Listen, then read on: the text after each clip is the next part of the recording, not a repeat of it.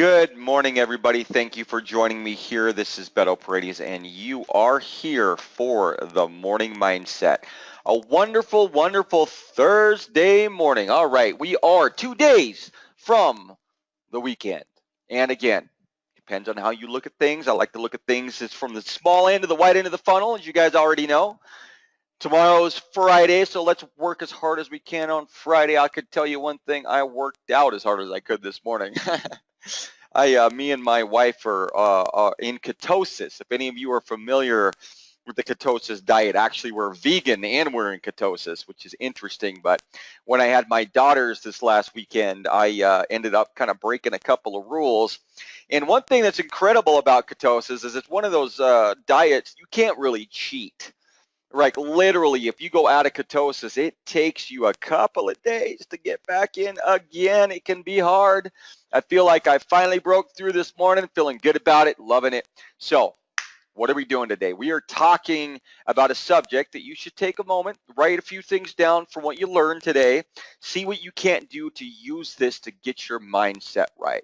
So, this is not a new subject, and I know so many of you have already heard this, and so I'm going to repeat it because I think it's valuable, number one, but I also, as you guys know, am constantly reading and constantly reviewing and learning, and I officially got from the Amazon bookstore one of the best books that I understand to be written ever in personal development, which is The Awaken the Giant Within. And I can tell you, this is Tony Robbins' masterpiece from what I understand. And I just flipped through it to kind of like start reading a little bit of it. I get a little excited, even though I'm not done with the book I'm on. And he was talking about something that I felt was valuable enough, even when I was just flipping through it, to talk about today. Okay, and that's that always reward yourself in as many ways as possible and train your brain to accept all progress as pleasurable. Okay, I thought that was really insightful, and I'll tell you why. We've been talking about core desires. We've been talking about the fact that if those core desires are real, they're not things that are in the future. They're things that you've got a strategy that you're building towards. Or you got to have direction and a strategy, and you got to get into that discomfort zone, that area of refinement, so that you can move towards them with that conquering force, as it's stated in the DNA of success, right? But the journey is the destination. As you move towards the things that you absolutely want in life, keeping that same theory that your core desires, if they are real as they are, can be worked on immediately, move towards immediately. If you can take that small progress that you make, the small steps that move you towards it, and realize that that journey itself is the actual destination or the experience of fulfilling those core desires, whatever they might be, well, suddenly you've got something that's timeless, that has no actual deadline, timeline, goal line, anything, because it simply is. Your journey is the destination. So if you always reward yourself in as many ways as possible, and you train your brain to accept all progress as pleasurable, you will begin to experience a very different mode of operating. For those of you that are psychology fans, I study a lot of different stuff, and psychology I find fascinating. They talk about the id, which is this irrational side of ourselves that is just constantly trying to actually fulfill itself, fulfill pleasure, to actually feel that pleasure, whether it's in the body, in the mind, whether it's eating a hamburger, whatever it is, right? And so the id is constantly trying to actually experience that, where your actual ego, right, is trying to direct it so that it can experience it without punishment. In other words, if I'm going to just eat 5,000 hamburgers, I'm going to get extremely sick, and I'll be punished for doing that, right? And so the ego doesn't necessarily have a sense of right or wrong. That's our super ego, but it does direct that id, right? Well, if you're constantly making progress in the things that you're trying to accomplish, okay, again, we'll use working out as an idea.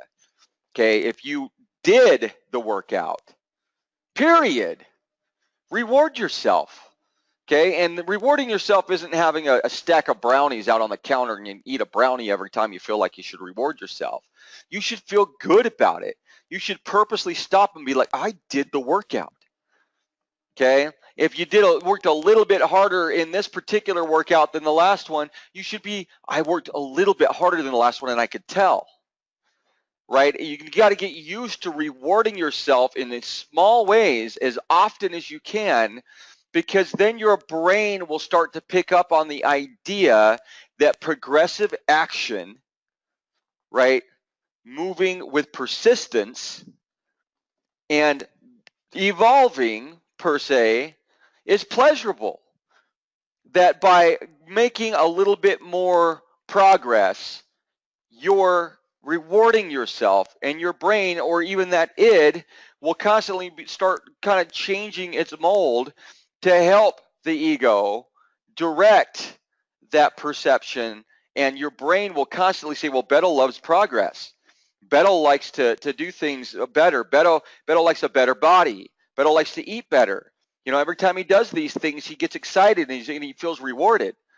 So now our ego starts to put that in, which is absolutely one of the most powerful forces in us. If you ever look at the iceberg perception of psychology, you'll see that half of that iceberg underneath is the actual id. It's really coming from our most primal being, right? That primal force that really drives us, honestly, right? So the reality is, if you can switch your brain into a mode where the things that are moving you towards your core desires on a consistent basis are constantly being rewarded in little ways, well, then you've made your journey your destination. Because our biggest desire in life is to fulfill what Tony Robbins calls the blueprint, or that vision of who we are, who we believe we should be. And the more we are able to be that blueprint more often, or the more we're identified with actually being the blueprint as opposed to not being it and wanting to be it, the more we are able to enjoy ourselves, the more joy we feel, right? You have joy and you enjoy yourself, you have more energy. You ever notice when you're happy and giddy that your energy levels feel light and that you feel like you can conquer the world? Right? That's a real thing. So if we look at every little piece of progress that we make, right? Every point on the journey to that destination that we're trying to get to, whatever that is, okay? And we look at it as a reward every time we do a little bit better, and we consistently reward ourselves. We have to condition our mind to believe that progress, okay, to believe that progress is pleasurable, because then our ego will start directing that id towards progress, because that's where you're experiencing pleasure in your life.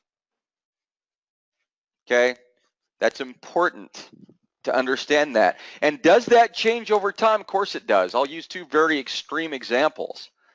Okay, you've got college boys, right, at the age of 18 to 24, chasing girls like crazy because their id's gone completely off the charts, right? But then you've got grandparents who don't even think that way anymore, and their id is, where's my grandchildren? I want to hang out and read stories to my grandchildren, and they're getting pleasure from that. My point of using those two extremes is to make sure you get that you can shape where that it is pointing, what gives you that pleasure in life. You can mold it. Okay, time just does it by itself, right? It just does it by itself. These out of control hormones off the charts young men in college end up calming down, getting jobs, getting married, and it changes from the perspective of what it receives pleasure from that actual experience. Their ego continues to mold, and really it's the super ego and the ego working together in tandem. But we don't need to get into a psychology lesson today. So if you can look at the journey as the destination, meaning every small thing that you do that's progressive, you reward yourself. Okay, you tell yourself you did a good job. You get excited about it. Okay, because when you look at this ideology, let's say it's that you want to have a better body. Well, if you don't have that better body, or that blueprint of yourself isn't fulfilled, it's going to look like a really long journey and it's going to feel negative to you. Okay? It's going to feel like that reward is just super far off. And that maximum blueprint of yourself that you are attaching yourself to, that you want to become, okay, that very well may be the destination that you're looking for. Okay, but if you can reward yourself in little ways the whole way, the whole time you're moving towards it, you're fulfilling that blueprint as you go. Because you know it takes steps to get to wherever it is you're trying to get to, or get the things that you want. But every single little step is a movement on that journey, and you should reward yourself for taking it, as opposed to not taking it at all. You train your mind and you train your brain, you train that ego to direct that id, or that pleasure center that we're constantly trying to fulfill, towards things that are progressive. Okay, what gives Beto pleasure? He gets pleasure from working out really hard, from eating a good diet, from having more energy during the day, from having great conversations about the business that he has, from talking with his distributors. You can redefine what gives you that pleasure and do it consistently on every point of the scale all day long. By the end of your day, you should have somewhat rewarded yourself at least a dozen, if not more times, for the things that you did do right towards the things you're trying to accomplish. Okay, so your journey is the destination. Always reward yourself in as many ways as possible, of course, for doing the right things.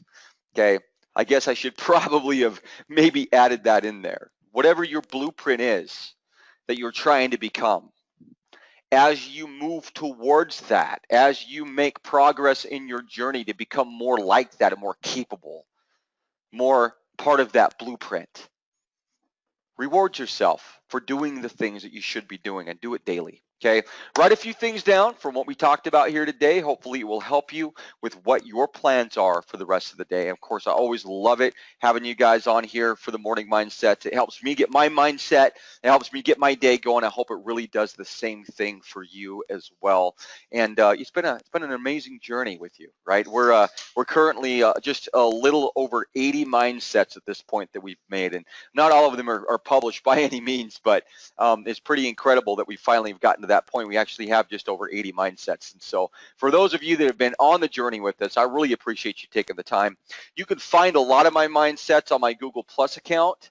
If you are an Epic Life distributor, there's also a lot of my first ones are actually in the back office in the Epic Life. So anyways, really looking forward to today. We got 2 days left in the week.